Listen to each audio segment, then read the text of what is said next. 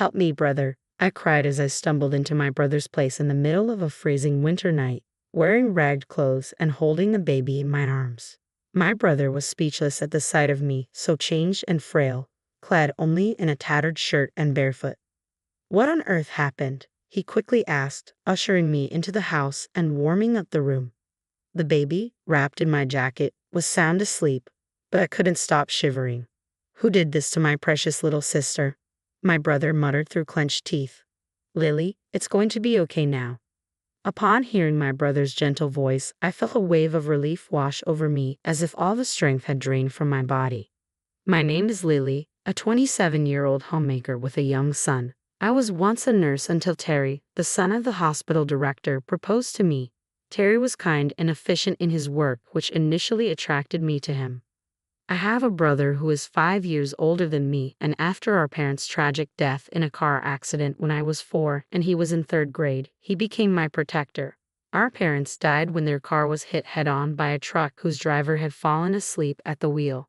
My mother, also a nurse, was working late, and it happened when my father went to pick her up. Before leaving to pick her up, my father had casually told my brother, Derek, I'm counting on you to take care of Lily. These words became unforgettable for my brother, who took them to heart and has protected me ever since. We never fought. He has always been like a superhero to me. After the accident, it seemed my brother and I would be sent to separate foster homes. However, our paternal grandparents, who we hadn't interacted much with until then, took us in. When I first met our grandfather, his white hair and bushy beard made him look like a storybook Santa Claus. Seeing Derek, he muttered, "You're the spitting image of your father," and I believe I saw tears in his eyes. Our grandmother was a kind woman who hugged me tightly and sobbed, "Poor child." Later, I learned that our father had fallen out with our grandfather, leaving home in what amounted to running away. Our grandfather wanted him to continue the family business, but our father wanted his freedom. Neither would yield, and they ended up parting on bad terms. Derek and I moved to our grandparents' house nestled in the rural mountains. Our grandfather, a renowned potter, created works so famous that a single teacup could sell for thousands of dollars. Thanks to this, Derek and I grew up without financial difficulties. Our grandfather was stubborn, hated dishonesty, and dedicated himself completely to his work, while our grandmother was incredibly kind. Despite our parents no longer being with us, under our grandparents' watchful eyes, we grew up happily. Derek attended a prestigious university in the city, and I went to nursing school. We both had the chance to follow our dreams. However, when our grandmother's health deteriorated, Derek returned home from the city. I wanted to return too, but as I was still a student, Derek advised against it. Derek had always been interested in our grandfather's work but was firmly told to follow his own path, leading him to university. I think our grandfather regretted forcing our deceased father to continue the family business and didn't want his grandchildren to go through the same thing.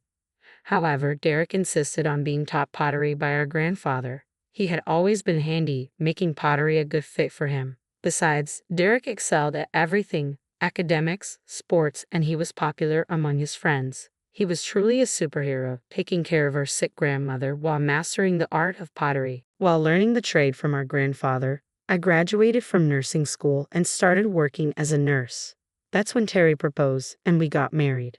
We had a grand wedding, and what I remember most are the joyous smiles of Derek and our grandfather. Derek brought pictures of our parents to the wedding.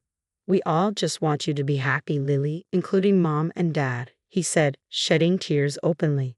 Our grandmother, too ill to attend, cried tears of joy when she saw the video of the ceremony. I felt truly blessed with a great family. I quit my job as a nurse, moved into my husband Terry's family home, and began to support him as a full-time homemaker. We had a child, and Terry was kind. Our life seemed smooth sailing, and I couldn't have imagined the hellish days that were to come. Not long after my grandmother passed away, Terry attended the funeral with me and comforted me. My grandfather's disappointment was so severe that I couldn't even speak to him. Derek, while supporting our grandfather, immersed himself more and more into his pottery. 6 months passed. "Help me, brother," I cried as I fled to my brother's place in the middle of a freezing winter night, wearing ragged clothes and holding a baby in my arms. Derek was at a loss for words upon seeing my drastically changed appearance. I was so skinny and weak, just wearing a thin, tattered shirt and barefoot. What on earth happened? He quickly let me in and warmed up the room. The baby wrapped in my coat was sound asleep, but I couldn't stop shivering. Who did this to my dear sister? Derek murmured through clenched teeth. I felt a wave of relief wash over me as if all strength had left my body. I didn't want to worry Derek or our grandfather, but I had no choice but to tell them. I began to recount the events at my in-laws' house. Terry and I had been living together, but due to my in-laws' concern that I should rest during and after pregnancy, we moved into their house. My in-laws, both remarried, seemed like a genuinely close family. Terry was the stepson of my mother-in-law. I was happy that my child and I could become part of this family. My father-in-law was kind to me, telling me to make myself at home. Having no father, his kindness was precious to me. However, my mother-in-law seemed not to like this. "You're flirting with my husband, aren't you, you disgusting woman?" she began to say. She started harassing me when my father-in-law was not around. "You're an uneducated child with no parents," she said, not just verbally abusing me but also causing physical harm. She spilled boiling water towards me, planted pins in my meals, and even tried to push me down the stairs. It was life-threatening. My mother-in-law's family had a long-standing reputation in the retail business, managing a major department store chain run by her brother. "Your background is miles apart from mine. You can't blend with someone who grew up in poverty," she said, looking down on me. Then, a situation arose that added to my troubles. With a shortage of staff at the hospital, a former nurse was often called in to help, working alongside my husband Terry. During this time, I noticed something unsettling. Terry, being the son of the hospital director, was often seen reprimanding the nurses unreasonably. "Move quicker. You're a nurse getting paid, aren't you? Don't slack off just because my father is lenient. Once I take over this hospital, I won't be so forgiving. How many times do I have to tell you? Order the supplies in advance. They're not cheap, you know. Don't take running a hospital lightly." Such unreasonable remarks were directed at nurses who were working hard for the patients. "Terry, don't you think that's too harsh? Everyone here is trying their best," I interjected. He didn't take kindly to this. Furious that I had stood up to him, he flew off the handle in front of the other nurses. Since then, Terry became distant towards me. It might have also been influenced by my mother-in-law, who had been telling Terry from the start, "You're too soft on your wife. She's taking you for granted." While my father-in-law was still well, Terry couldn't be openly hostile or abusive in front of him. But then my father-in-law fell seriously ill and became bedridden. When it rains, it pours. My mother-in-law seized the opportunity and made me take care of all the chores, treating me like a housekeeper. I was extremely busy carrying my son on my back, cooking, doing laundry, and cleaning. Even in front of my father-in-law, my mother-in-law began to mistreat me, but my weakened father-in-law was unable to stop her. "Please don't speak to Lily that way," he would say. "Here you go again defending that woman, and you can't even do anything with your frail body." "Oh, how I wish you were gone," she would retort, spewing venom at my sick father-in-law. I endured it for the sake of my son and father-in-law. The harassment escalated. "Housekeepers don't eat with the family. Eat the leftovers later," she told me. I was so upset that I lost my appetite. When I looked in the mirror, I was shocked to see my gaunt and ragged reflection. My husband said, "I only married you because you were a bit attractive, but I never thought you'd become such a shabby woman. I'm too embarrassed to be seen with you." He told me to move from our bedroom to the storeroom. How cruel can people be? My husband and mother-in-law began to verbally abuse even my son. "Of course he's not smart. Look at who his mother is," my mother-in-law would say. "His constant crying is annoying. Make him stop right now," my husband would demand. It felt as if something inside me had snapped. I had made up my mind to run away. My only concern was my father-in-law. If I didn't take care of him, he would be in trouble. However, my father-in-law said, "Don't worry about me, Lily. You should escape to your brother's place." He pulled out several $100 bills from under his pillow and pressed them into my hand. I decided to flee on the spot in the clothes I was wearing. I wrapped my son in my coat to keep him warm, rushed outside, hailed a taxi with the money my father-in-law had given me, and headed to my grandfather's house. I poured out the whole story to my grandfather and my brother Derek all at once. Derek, making a furious face I had never seen before, was shaking his clenched fist. Derek reassured me, saying, "You've had it tough, haven't you? It's okay now, relax." I burst into tears. My grandfather also muttered, "I can't forgive this." A few days later, I left my son with my grandfather and decided to return to my in-laws' house with Derek to collect my belongings. I had left in a hurry without a word, so I thought it would cause trouble if there was any fuss. When we returned to my in-laws' house, my husband muttered with a cold gaze, "You finally returned, huh?" Derek calmly replied, "My sister seems very distressed, so we'll be taking care of her for a while. We came today to collect some of her personal belongings."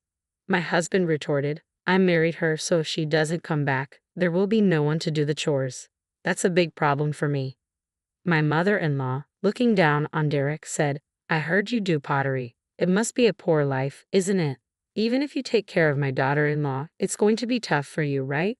Please send her back. It's a problem for us too." Derek clenched his fists tightly. I could see that he was desperately trying to suppress his anger. When we asked to take back our belongings, we were directed to a storage room in the corner of the hallway that served as my room. In the corner of the cramped room were cardboard boxes and old appliances carelessly placed. There were a few changes of clothes for me and my son, no heating appliances, just a thin blanket and a thin mattress. Derek was at a loss for words, seeing the harsh conditions I was living under. When he glared at my mother-in-law, saying, "Is this where you shoved my dear sister and her child?" she retorted, "She should be grateful just to have a room. She's just a housekeeper." I wanted to get out of that house as soon as possible, but I was worried about my father-in-law and wanted to see him. When I did, he quietly handed me something and apologized to Derek for not being able to protect me. For several days after that, we made preparations. Along with my grandfather and Derek, I headed to my in-laws' house. I was determined to fight for my son. I couldn't keep running away forever. When we arrived, I handed my husband the divorce papers. He was taken aback for a moment, but then declared he wouldn't pay alimony or child support since I was choosing to leave. I played a recording of his mother belittling me and him shouting at me. "This is evidence of the abuse I suffered," I informed them. My husband and mother-in-law looked shocked, asking, "When did you even record this?" It turns out my father-in-law had secretly recorded everything to help me. He had discreetly passed the recording to me when I went to collect my things a few days before. Derek, who had graduated from law school and passed the bar exam while assisting our grandfather with his pottery work, said I could get a divorce since my husband was at fault. Derek had been actively practicing law to help those in need in our local community, and now he promised to fight for me wholeheartedly. My wheelchair-bound father-in-law showed up and handed the divorce papers to my mother-in-law. He had also recorded all the verbal abuse he had endured and was now ready to divorce as well. He preferred living in a care facility over living with my mother-in-law. Upon hearing this, my mother-in-law burst into laughter. "I'll gladly divorce you and return to my brother's house and go back to my luxurious life," she said. At that moment, my grandfather made a call stating, "I'll terminate any contracts with a family like this." It turns out the major department store run by my mother-in-law's brother was on the verge of bankruptcy. He had been eagerly trying to strike a deal to exhibit and sell my famous grandfather's pottery and was close to finalizing it. Immediately, a call came from her brother, the department store owner, severing ties. My mother-in-law blanched, muttering, "That's impossible," and sank to her knees. She finally seemed to understand her situation and started to beg. "Please forgive me. I was out of line. I have nowhere else to go. Please let me stay here, Lily. I'm sorry. Please forgive me." There was no way we could forgive her now. We all coldly stared at my weeping mother-in-law. However, just one person still didn't seem to fully grasp the situation. It was my husband. He said to me, "I'm set to inherit this hospital. If you want a divorce, I'll pay alimony and child support. I'll marry someone younger and prettier than you." But then my father-in-law said a single sentence, "The hospital has been sold." My husband's eyes widened in shock. What? In fact, Terry, requested by my father-in-law, had been pulling the strings. "Get out of here right now," my father-in-law screamed at his stepson. My husband's face turned white. He was not legally adopted by my father-in-law, who was actually his stepfather, so he had no legal claim on his stepfather's assets. On the contrary, I was legally adopted by my father-in-law, who had taken good care of me. Sensing the tide of events, my husband quickly changed his tune, pleading for a fresh start with me. I coldly dismissed him. Afterwards, my son and I were doted on and enjoyed life at my grandparents' house. He now cried less often and spent his time playing in nature, finding flowers and insects. My in-laws divorced. The audio tape proved crucial in establishing the fault of my mother-in-law. According to mutual acquaintances, my mother-in-law and husband are now living in a small rented apartment. Their attempts at finding new jobs had gone well, and they seem to be getting by on part-time work. Their days are filled with endless quarrels, each blaming the other for their current situation. My grandfather is living comfortably in a high-end senior home, and my son and I visit him often. Derek, as always, continues to work with pottery under my grandfather's guidance. My mother-in-law's brother, who wasn't at fault, had the pottery exhibition at a department store. At the exhibition, my brother met a lovely woman who was a fan of pottery, and they started dating. I expect we'll hear good news from him soon. I work as a nurse at a hospital near my grandfather's house. It was my dream to become a nurse like my mother, and now I find fulfillment in caring for my patients.